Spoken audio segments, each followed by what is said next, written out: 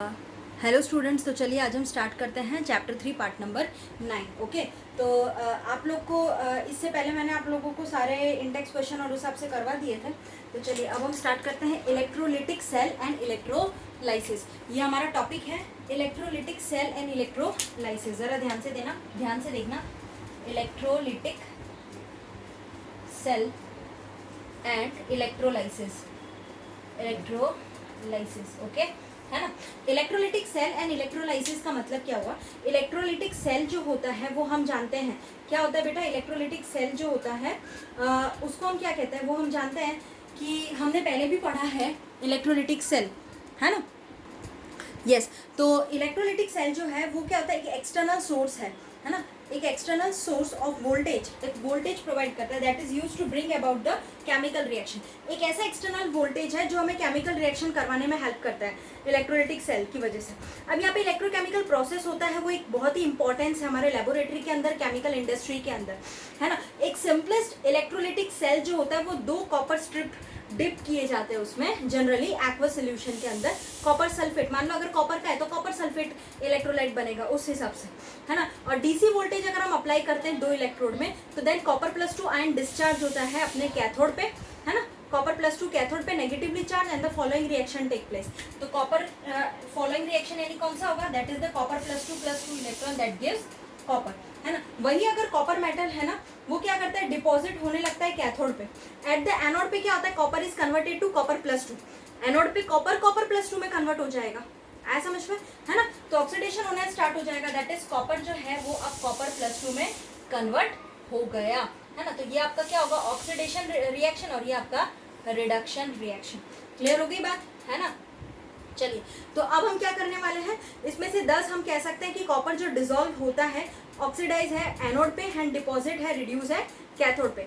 Okay, अब ये जो एक बेस है, हमारा बेसिस है इंडस्ट्रियल प्रोसेस के अंदर, जिसमें इम्प्योर कॉपर जो कन्वर्ट होता है कॉपर में हायर प्योरिटी से। ओके, जैसे मैं बात करूँ, ये एक बेस है इंडस्ट्रियल प्रोसेस का, जिसमें इम्प्योर कॉपर जो है वो कन्वर्ट हो जाता है इनटू कॉपर में ऑफ हाई प्योरिटी, एकदम हाई प्योरिटी वाला कॉपर। अब उसमें इम्प्योर कॉपर जो होता है ना, वो उसमें क्या होता है कि एनोड भी मेड होता है, made an anode that dissolve on pass, उसमें उसको डिसॉल्व करते हैं जब हम करंट पास करेंगे, और प्योर कॉपर जो है वो डिपॉजिट हो जाता है कैथोड पे। जैसे बहुत सारे मेटल्स आपने देखा है, सोडियम है, मैग्नीशियम है, एल्यूमिनियम है, एक्सेट्रा। ये सारे क्या होते हैं, बहुत ही लार्ज स्केल में प्रोड्यूस किए जाते हैं इलेक्ट्रोकेमिकल रिडक्शन के अंदर। ओके, और उसके अलग अलग कैटाइंस है, एनाइंस, ये सब बनते ही रहते हैं, जहाँ पे no suitable reaction, chemical reducing agents, बहुत सारे ऐसी चीजें हैं जो रिड्यूसिंग एजेंट्स हम जिसे कहते हैं, है ना। Best example lithium aluminium hydrate, LiAlH4, है ना। तो ये सारे क्या रिड्यूसिंग एजेंट्स हैं जो अवेलेबल होते हैं इन पर्पस के लिए। सोडियम मैग्नीशियम मेटल जो होते हैं वो प्रोड्यूस होते हैं बाय द किस वजह से, इलेक्ट्रोलिसिस ऑफ देयर, उनका इलेक्ट्रोलिसिस किया जाता है। आ रहा है समझ में। तो सोडियम और मैग्नीशियम हम कह सकते हैं कि यहाँ पे एक सोडियम मैग्नीशियम मेटल है जो प्रोड्यूस होता है कब, by the electrolysis of their fused chloride.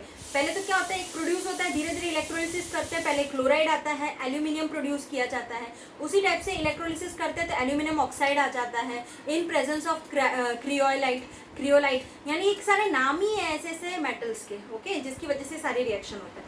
अब आपका एक बहुत ही इंपॉर्टेंट टॉपिक आता है जो कि फैराडे लॉ ऑफ इलेक्ट्रोलिसिस। सबसे पहले क्वांटिटेटिव एस्पेक्ट्स अगर हम देखें इलेक्ट्रोलिसिस का, उसमें माइकल फैराडे करके साइंटिस्ट था, ध्यान देना जरा, माइकल फैराडे।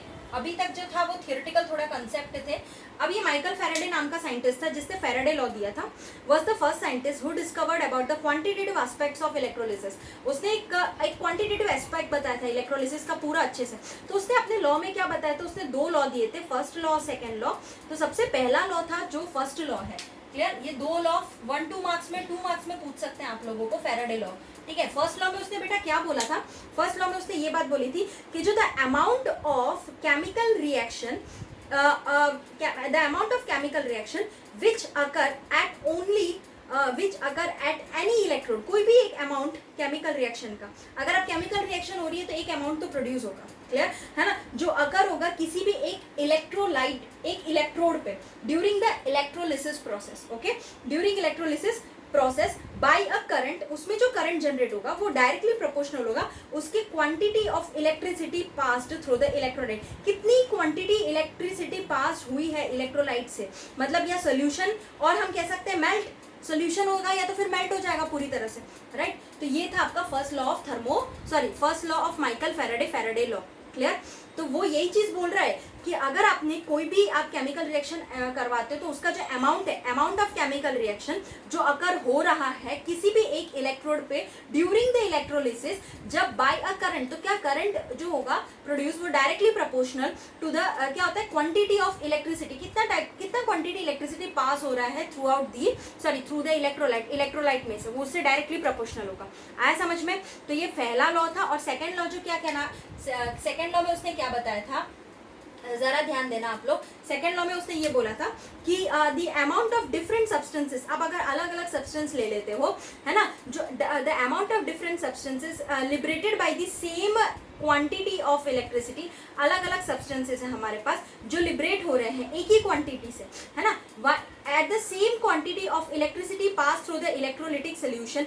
अगर क्या हो रहा है कि अलग अलग सब्सटेंसेस है, सभी के सभी लिबरेट हो रहे हैं, एक ही क्वांटिटी में लिबरेट हो रहे हैं, है ना, तो उसमें क्या हो रहा है, इलेक्ट्रिसिटी भी पास हो रहा है इलेक्ट्रोलाइट सोल्यूशन में से एक ही क्वांटिटी में, है ना, वो डायरेक्टली प्रोपोर्शनल होगा उसके केमिकल इक्विवेलेंट वेट से, यानी उनका जो वेट होगा उससे डायरेक्टली प्रोपोर्शनल होगा। यानी एटॉमिक मास हो गया, तो किसी भी एटॉमिक मास जो मेटल का होता है उसको हम डिवाइड कर देंगे number of electron required to reduce the cation, मतलब जितना भी एटॉमिक मास हमें मेटल की जरूरत होगी उसको हम डिवाइड कर देंगे उसके नंबर ऑफ इलेक्ट्रॉन से, तभी तो पता चल जाएगा उसका वेट कि कितना उसको नंबर ऑफ इक्विवेलेंट वेट उसका है। तो ये था आपका second law of Faraday. Okay, तो आपको एक बार गो थ्रू कर लेना है एनसीईआरटी से, कोई भी डाउट हो तो पूछ लेना। सो देयर वेयर आप कह सकते हो कि यहाँ पे कोई भी नो कांस्टेंट करंट, कोई भी कांस्टेंट करंट सोर्स अवेलेबल नहीं है हमारे में ड्यूरिंग द फैराडे टाइम्स में। कुछ इतना कोई कांस्टेंट करंट की बात उसने नहीं बोली थी कि जनरली कोई एक कांस्टेंट करंट फ्लो हो रहा है, ऐसा नहीं था। कि जनरल प्रैक्टिस की बात करूँ तो उसमें एक कलरीमीटर आपका एक्सपेरिमेंट आता था जिसमें आप डिफरेंट कलर्स का एक्सपेरिमेंट करते हो लेबोरेटरी के अंदर, तो वो है कलरीमीटर जिसमें एक स्टैंडर्ड इलेक्ट्रोलाइट सेल लगाते हैं हम लोग for determining the quantity of electricity, क्या इलेक्ट्रिसिटी कितनी पास हो रही है ना, from the amount of the metal, एक मेटल में से कितनी इलेक्ट्रिसिटी पास हो रही है। जनरली हम क्या लेते हैं, सिल्वर और कॉपर लेते हैं, ओके, जो कि क्या होता है डिपॉजिट करता है, कंज्यूम्ड कर लेता है पूरी तरह से। हाउएवर हम कह सकते हैं कलोरीमीटर जो होती है वो क्या होती है, ज़्यादा से ज़्यादा आपको देखने को मिलेगा जिसमें कि आपको कांस्टेंट करंट आई, है ना। तो आप कह सकते हो कि एक इक्वेशन आती है जो आपने फिजिक्स में भी पढ़ा है, जब भी हमें quantity of electricity, that means क्या है क्यू, आप कह सकते हो चार्ज भी कहते हैं, Q is equal to I into T. आपके पास Q चार्ज कितना है, करंट इंटू टाइम, है ना, तो Q मतलब आपके पास चार्ज, यानी आप कह सकते हो in the form of what, electricity, यानी करंट इंटू टाइम। तो Q is equal to I T formula आपने पढ़ा है, Q is in the coulomb, आपको Q कूलम में लेना है, व्हेन I यानी एम्पियर में लेना है, I मतलब करंट एम्पियर में लेना है, टाइम मतलब सेकेंड्स में लेना है। ओके, ये ध्यान रखना है। अब अमाउंट ऑफ इलेक्ट्रिसिटी और हम कह सकते हैं चार्ज जो है वो हमें क्या करते हैं, हम कह सकते हैं कि यस हमें कितनी इलेक्ट्रिसिटी अमाउंट, उसका कितना ज़रूरत है इलेक्ट्रिसिटी जो है, और हम कह सकते हैं इलेक्ट्रिसिटी चार्ज, जो मैंने आपको यहाँ पे बोला इलेक्ट्रिसिटी कह सकते हैं और चार्ज भी कह सकते हैं, जो हमें रिक्वायर्ड है ऑक्सीडेशन के लिए, रिडक्शन के लिए, वो डिपेंड करती है उसकी स्टोइकोमेट्री पे, कोएफिशिएंट पे ऑफ द इलेक्ट्रोड रिएक्शन। मान लो कि अगर हमारे पास इलेक्ट्रोड रिएक्शन है ना, वो है Ag++ electron that gives Ag, okay, Ag++ electron that gives Ag। मान लो अगर हमारे पास ये है, क्लियर, तो हम क्या करेंगे बेटा कि इसमें अगर मान लो 1 मोल ऑफ इलेक्ट्रॉन अगर हमें जरूरत है फॉर रिडक्शन के लिए, है ना, of 1 mole of the silver ion, तो वी नो दैट, हमें पता है कि चार्ज अगर एक इलेक्ट्रॉन का, वो हमें पता है एक इलेक्ट्रॉन का चार्ज बेटा एवोगैड्रो नंबर के बराबर होता है, that is the 6.022 into 10⁻23 6.022 into 10⁻23 Avogadro number एक इलेक्ट्रॉन का, ओके, है ना, ये हम जानते हैं सबसे। Therefore the charge on 1 mole of the electron is equal to what, है ना, तो वो उसमें क्या करेंगे, आपको Na इंटू ये करना पड़ेगा ना, Na इंटू क्या करोगे, 1 मोल इलेक्ट्रॉन 6.021 इंटू 10⁻19 इस स्टेप में कर दूंगे, क्योंकि आपके पास पता है चार्ज, तो आपके पास 96487 स्टेप में पूरा कैलकुलेशन आ जाता है, वो आपका फैराडे वैल्यू आता है, ओके, 96487 ये आपका फैराडे वैल्यू आता है, ये आपको ध्यान रखना है, ओके, ये आपको अब उसमें आप कह सकते हो कि ये जो क्वांटिटी जो है इलेक्ट्रिसिटी की, उसी को तो हम फैराडे कांस्टेंट, जिसको हम कैपिटल F से भी डिनोट करते हैं, that is the capital F से डिनोट करते हैं, फैराडे कांस्टेंट की वैल्यू, है ना। ये जनरली नहीं पूछते हैं एग्जाम में, आपको थोड़ा खाली बोला है इस वजह से कर रहे हैं हम लोग। बाकी देखो आपके पास 1F आपको 96500 अप्रोक्सीमेटली ले लेना है, Mg +2 electron that gives Mg, Al +3 electron that gives Al, ये दो वैल्यू याद रखनी है। नीचे जितना भी दिया है वो आपको याद रखने की जरूरत नहीं है, बिकॉज आप कैलकुलेशन करोगे तो आपको पता चल जाएगा, राइट। तो चलिए आप 3.10 एग्जाम्पल की ओर बढ़ जाते हैं, क्योंकि इसमें नीचे कुछ खास नहीं गिवन है। आपको इसमें फैराडे लॉ मुझे बताना था, वो सारी चीज़ें आपको ध्यान रखनी है थोड़ा, और बाकी नीचे जो वैल्यूज है वो इन लोगों ने सपोजिशन में लिया है, तो आप लोग को वो करने की जरूरत नहीं है। सो एग्जाम्पल 3.10 जरा देखो क्या बोला है। यस 3.10 में आपको क्या देखना है कि a solution of copper sulphate, एक कॉपर सल्फेट का सोल्यूशन है ना, उसको इज इलेक्ट्रोलाइज्ड फॉर 10 मिनट्स, उसको 10 मिनट तक इलेक्ट्रोलाइज किया गया है with a current of 1.5 ampere, 1.5 ampere का करंट दिया है, बहुत ही अच्छा। What is the mass of copper deposited at the cathode, कितना मास कॉपर का डिपॉजिट होगा कैथोड पे, ऐसा बोला है। ओके तो हमें क्या पता है, हमें तो एक चीज, हमें तो क्या निकालना है, what is the mass copper का मास कितना बेटा डिपॉजिट होगा, वो हमें पता करना है। ओके तो हम जानते हैं कि टाइम कितना है हमारे पास 600। ओके ये बात पता है आपको ना, क्योंकि यहाँ पे क्या बोला है, हम जानते हैं कि हमारे पास 10 मिनट्स है, मिनट्स को आप सेकंड में कन्वर्ट कर लोगे, क्लियर, इंटू 60 करने के बाद, तो इंटू 60 करोगे तो क्या होगा 600 हो जाएगा, है ना। तो उसको कर लेना है आपको सेकंड्स में। चार्ज हम जानते हैं कि Q is equal to charge जो है हमारे पास वो क्या होता है बेटा, दैट इज द Q, हम जानते हैं I इंटू टी, फॉर्मूला हमें पता है ना। तो ये हमें I वैल्यू पता है, दैट इज 1.5 टाइम्स 60, है ना, ये हमें पता चल गया है। सॉरी 600 है, सॉरी क्योंकि हमने इसमें कन्वर्ट कर लिया। तो ये हमारा कितना आएगा 900 कूलम, चार्ज को हम कूलम में लिखते हैं इस वजह से। अकॉर्डिंग टू द इक्वेशन, हम कॉपर सल्फेट की बात कर रहे हैं तो हम कॉपर की इक्वेशन लेंगे, है ना। तो copper +2 electron that gives what, copper, है ना। तो हमें क्या है बेटा यहाँ पे 2 फैराडे की जरूरत पड़ती है, क्यों, क्योंकि यहाँ पे ना ये जितना कोएफिशिएंट होता है ना उतना ही फैराडे लेना होता है, ठीक है। तो यहाँ पे 2 फैराडे लेंगे। ओके तो that is equal to what 2 × 96487 coulomb to deposit, इसको डिपॉजिट करेगा 1 मोल, है ना, ये डिपॉजिट करेगा दैट इज द 1 मोल और 63 ग्राम ऑफ कॉपर।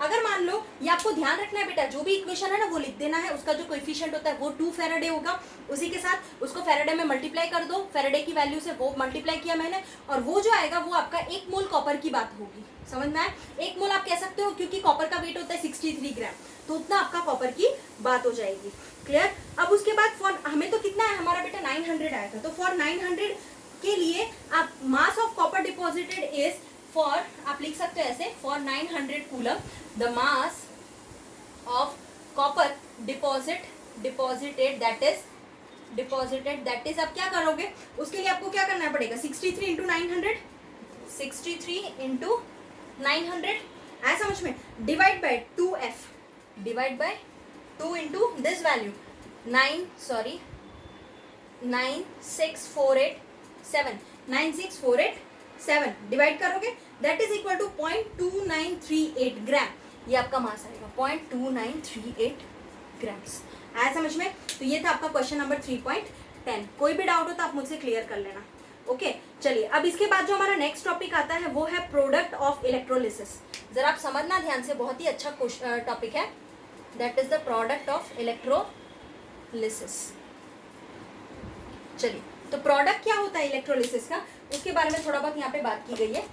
इसको समझने के लिए आपको क्या करना पड़ेगा, इसमें आपको प्रोडक्ट ऑफ इलेक्ट्रोलिसिस सबसे पहले डिपेंड करता है नेचर ऑफ मटेरियल, किस टाइप का मटेरियल है। अब ये मटेरियल इसमें जो है वो क्या है, nature of material being electrolysed, किस टाइप का नेचर आप ले रहे हो, यानी मटेरियल आपका जो है आप उसका क्या मटेरियल ले रहे हो, किस में इलेक्ट्रोलाइज करना है, किस टाइप का इलेक्ट्रोड है, वो भी पता होना चाहिए, है ना, जो आप यूज करने वाले हो। तो अगर आप इफ द इलेक्ट्रोड अगर आप इनर्ट लेते हो, जैसे आपने प्लेटिनम लिया है, गोल्ड लिया है, ओके, सो वो जो है वो पार्टिसिपेट नहीं करेगा केमिकल रिएक्शन में, बिकॉज वो एक्ट करता है ओनली एज अ सोर्स की तरह, और सिंक फॉर इलेक्ट्रॉन के लिए एक सिंक है ना। ऑन दी अदर रिएक्शंस अगर हम देखें तो उसमें एक टाइप का क्या होता है कि इलेक्ट्रोड जो रिएक्टिव होते हैं, हम कह सकते हैं ना, इफ द इलेक्ट्रोड अगर रिएक्टिव होता है तो वो पार्टिसिपेट करेगा इलेक्ट्रोड रिएक्शन के अंदर, है ना। तो हम कह सकते हैं जो प्रोडक्ट ऑफ इलेक्ट्रोलिसिस है वो डिफरेंट होता है for the reactive and inert electrolyte, inert electrodes के लिए। तो प्रोडक्ट ऑफ इलेक्ट्रोलिसिस, ये बहुत ही इंपॉर्टेंट लाइन है, वो डिफरेंट होता है for the reactive and inert electrodes के लिए, है। तो जो रिएक्टिव होते हैं उनके लिए भी और इनर्ट इलेक्ट्रोड्स होते हैं उनके लिए भी। इनर्ट यानी कि वो इतना, इनर्ट का मतलब क्या हुआ बेटा, वो रिएक्टिव नहीं है। इनर्ट का मतलब वो रिएक्ट नहीं करेगा, ओके। वो इतना स्टेबल हो जाते हैं कि वो रिएक्ट करने के लायक नहीं होता, इतना समझ लेना है। इनर्ट इलेक्ट्रोड नहीं रिएक्ट करेगा। अब यहाँ पे तो प्रोडक्ट जो होता है इलेक्ट्रोलिसिस का वो डिपेंड करता है उसकी डिफरेंट ऑक्सीडेशन रिडक्शन स्पीशीज पे, है ना, जो प्रेजेंट होती है इलेक्ट्रोलिटिक सेल में, और उसके देयर स्टैंडर्ड इलेक्ट्रोड पोटेंशियल्स भी होते हैं। मोर ओवर हम कह सकते हैं कि सम ऑफ दी, एक कुछ जो हमारे पास इलेक्ट्रोकेमिकल प्रोसेस होते हैं ऑल दो फिजिबल होते हैं, सो हम कह सकते हैं कि काइनेटिकली दैट लोअर वोल्टेज पे ये सारे जो होते हैं ना, है ना, these do not seem to take place, है ना। हम इसको, ये ज्यादा सारा देखने को नहीं मिलेगा। हम कह सकते हैं एक्स्ट्रा पोटेंशियल, जिसको हम ओवर पोटेंशियल कहते हैं, राइट। हम उसको अप्लाई करेंगे तब जाके भी हम कह सकते हैं डिफिकल्ट है, which make such process more difficult to occur. फिर भी ऐसा लगेगा कि नहीं भाई डिफिकल्ट है ये रिएक्शंस कराने में, ओके। तो फॉर एग्जाम्पल अगर हम देखें मॉल्टन स्टेट में, मॉल्टन यानी लिक्विड स्टेट की बात की गई है, NaCl है, तो इसमें क्या होगा कि आप इलेक्ट्रोलिसिस का प्रोसेस करोगे सोडियम के साथ, क्लोरीन के साथ, NaCl ले लो, Na++ electron that gives Na, Cl का ले लो, तो Cl करेंगे तो Cl में भी आपको हाफ Cl2+ इलेक्ट्रॉन ही मिलेगा, है ना। अगर आप Cl का करोगे तो क्या मिलेगा, हाफ Cl2+ इलेक्ट्रॉन, है ना। तो इस टाइप में देखो, ये पूरा थियरी ही है, आपको सिर्फ पढ़ के ही समझना है, टेक्स्ट बुक में से आया समझ में, है ना। तो एक बार गो थ्रू करना है इसको अच्छे से। तो H+OH- आयन आपको बिखरता हुआ दिखेगा। आप इसका कॉम्पिटिशन देखोगे तो इसमें आपकी रिएक्शंस भी अलग अलग है। देखोगे आप इसमें Na++ electron that gives Na, ये तो आपको पता ही है। H++ electron that gives half H2 hydrogen के लिए, ये भी पता है। इसकी अलग अलग E0 सेल की वैल्यू भी आपकी टेक्स्ट बुक में गिवन है ना। तो अगर आपको इसमें सारी इक्वेशंस है जो आपको इतना ज़्यादा नहीं पढ़ना है, बहुत है, पढ़ सकते हो, खाली एक बार देखने के लिए कि रिएक्शन आपके पास हायर वैल्यू E0 के लिए प्रेफर किया है, देयरफॉर हम कैथोड पे ये रिएक्शन लेते हैं, है ना, उस टाइप में। अब एनोड पे हम डिसोसिएशन हो जाता है वाटर का, तो वाटर में क्या होता है, वाटर आप डिसोसिएट करोगे तो H+OH- साइन बनेगा। आ रहा है ना समझ में? तो हम क्या, अगर इसका सम करना हो मुझे, है ना, तो सम में हम क्या लिख सकते हैं, Cl2H2 2 टाइम्स वाटर, है ना। सारी रिएक्शंस हमारे पास गिवन है टेक्स्ट बुक में, आप उसको एक बार रेफर करना, है ना। नहीं समझ में आए तो मुझसे पूछ लेना। और बाकी ये पूरा का पूरा चैप्टर थियोरिटिकल है, ज़्यादा कुछ इसमें पढ़ने की ज़रूरत है नहीं, मतलब कि थियोरी ही है, लास्ट वाले सारे थियोरिटिकल है। क्लियर हो रहा है? तो आप टेक्स्ट बुक में से पढ़ोगे तो आपको अच्छे से समझ में आ जाएगा। सारी रिएक्शंस हैं, आपको रिएक्शंस की प्रैक्टिस करनी पड़ेगी, एक एक दो बार लिख लिख के प्रैक्टिस करो, नहीं आता है तो। आया समझ में? चलो, तो देखो इसके बाद क्या बोला है, H+ जो है हमारे पास, है ना, वो हमारे पास फॉर द हाइड्रोजन के लिए है और एक वाटर के लिए है। सपोज कर लो H+OH- कंबाइंड डिसोसिएट होता है, तो देयरफॉर नेट रिएक्शन क्या होती है कैथोड पे, तो हम कह सकते हैं, अगर मान लो हमें नेट रिएक्शन लिखनी है तो हम कह सकते हैं ना कि इस टाइप में वाटर के साथ अगर हमें लेना है तो हम क्या करेंगे, H++OH- डिसोसिएट हो गया इस टाइप में, है ना। और फिर हम कह सकते हैं कि यहाँ पे water plus electron that gives half H2 plus OH-। Obviously एक टाइप में ये हो गया ना रिएक्शन। तो जब ये कंबाइन होगा तब, आया समझ में, इलेक्ट्रॉन हाफ H2 OH-, इस टाइप में हम कर सकते हैं। क्लियर? वैसे आप एनोड पे Cl के लिए भी कर सकते हो। क्या करोगे, Cl that gives half Cl2 plus electron, है ना, Cl that gives half Cl2 plus electron, इस टाइप में, है ना। फॉर इसका भी कॉम्बिनेशन करो तो वाटर के साथ, तो ये O2 4H प्लस 4 इलेक्ट्रॉन, इस टाइप में ये बैलेंस करके इक्वेशंस आती है। आया समझ में? वो आपको थोड़ा ध्यान दे देना है। क्लियर? अब आप देखोगे इसमें अलग अलग वैल्यू है। NaCl कैथोड पे होता है, एनोड पे Cl होता है, फिर नेट रिएक्शन बनती है, जो कि आप लोगों को एक बार देखोगे तो समझ में आ जाएगा। आया समझ में, है ना। SO4-2 के लिए भी इक्वेशंस है, जरा वो भी ध्यान देना। क्या है SO4-2, है ना, तो ये बैलेंस करके दिया, 2 आगे ले लिया, है ना, that give H2O8-2 plus 2 electron, इस टाइप में आया। तो इसको आप बैलेंस करोगे तो आपको क्लियर समझ में आ जाएगा फॉर द सल्फ्यूरिक एसिड, है ना। चलिए, तो अब इसमें इंडेक्स क्वेश्चन 3.10, 3.11 और 3.12 है, वो मैं आपको करवा देती हूँ। यस, तो सबसे पहले ध्यान देना 3.10 वाले क्वेश्चन में क्या बोला है, फटाफट इंडेक्स क्वेश्चन में कि if a current of 0.5 ampere, आपको करंट देके रखा है दैट इज द 0.5, चलिए तो 0.5 एम्पियर गिवन है ना, वो गिवन है flow through the metallic wire of for 2 hours, 2 hours के लिए फ्लो हो रहा है ना, तो how many electron would flow, कितना इलेक्ट्रॉन फ्लो होगा थ्रू द वायर में से, ऐसा पूछा है ना। तो टाइम आपके पास कितना दिया है, 2 आवर्स दिया है, उसको आप 2 इंटू 60 कर दो, क्लियर हो गया, तो 7200 सेकेंड्स में कन्वर्ट हो जाएगा, आया समझ में। Q is equal to I कर दो, है ना, तो क्या करोगे 0.5 हमारे पास करंट, टाइम आ गया 7200, कितना इलेक्ट्रॉन फ्लो हो गया, तो वो आपके पास 3600 कूलम आ गया। यहाँ तक कोई प्रॉब्लम नहीं होनी चाहिए, क्लियर आ गया समझ में, है ना। Q is equal to I2, ये चार्ज हमें पता चल चुका है। अब हम क्या करेंगे बेटा, हमें पता है कि हम जानते हैं कि हमारे पास एक फेराडे के अंदर, अगर मैं बात करूँ 1 फेराडे 96487 कूलम में 6.023 into 10⁻23 number of electrons present होते हैं, है ना, एक फेराडे की बात हो रही है यहाँ पे, क्लियर हो रहा है ना। तो इसमें आपके पास कितना है बेटा, 3600 कूलम है, तो उतने में कितना होगा वो आप कैलकुलेट कर सकते हो मैथ स्टूडेंट्स। तो अब क्या करोगे, डायरेक्टली आपको करना है 6.023 into 10⁻23 cross multiplication, 23 into 10⁻23 multiply by 3600, divide में क्या आएगा बेटा 96487, इसको सॉल्व करोगे आपका आंसर आएगा 2.25 into 10⁻22, 2.25 into 10⁻22 number of electrons, clear हो गया। बायो वाले स्टूडेंट्स भी कर सकते हैं, कोई भी प्रॉब्लम है तो मुझसे पूछ लेना। चलिए अब आते हैं 3.11 पे, क्या बोला है जरा ध्यान देना। 3.11 में suggest a list of metal that are extracted electrolytically, एक आपको मेटल्स के नाम बताने हैं जो कि एक्सट्रैक्ट होता है इलेक्ट्रोलिटिकली। तो metals that are on the top of the reactivity series, जैसे आप कह सकते हो वो कौन कौन से होते हैं रिएक्टिविटी सीरीज में टॉप पे, आपको पता है सोडियम होता है, पोटेशियम होता है, कैल्शियम होता है, लिथियम होता है, मैग्नीशियम होता है, एल्यूमिनियम होता है, ओके, और एक्सट्रैक्टेड इलेक्ट्रोलिटिकली, ऐसा आप लिखोगे, समझ में आ रहा है, ओके। अब हम करते हैं क्वेश्चन नंबर 3.12। चलिए तो 3.12 में जरा ध्यान देना क्या बोला है, यस 3.12 में आप लोगों को ऐसा बोला है कि सबसे पहले what is the quantity of electricity in coulombs, आपको क्वांटिटी निकालनी है किसकी, इलेक्ट्रिसिटी की, कूलम्स में, needed to reduce 1 mole Cr2O7⁻², consider the reaction, आपके पास रिएक्शन को कंसीडर करानी है, क्वांटिटी ऑफ इलेक्ट्रिसिटी कूलम में निकालना है, जब वो नीडेड टू रिड्यूस हो रहा है 1 mole Cr2O7⁻², consider the reaction, आपके पास रिएक्शन भी गिवन है, देखो वो रिएक्शन जो है वो गिवन है दैट इज द आपके पास Cr2O7⁻² plus 14H plus 6 electron plus 14H plus, okay, plus 6 electron, that gives, आपको पता है कि 2Cr प्लस 3 प्लस 8 वाटर, खाली ये इक्वेशन आपको पता चल जाएगा, ये गिवन है तो आपको क्या कर देना है, सिंपली आपको पता है यहाँ पे कि देयरफॉर हम कह सकते हैं टू रिड्यूस द 1 मोल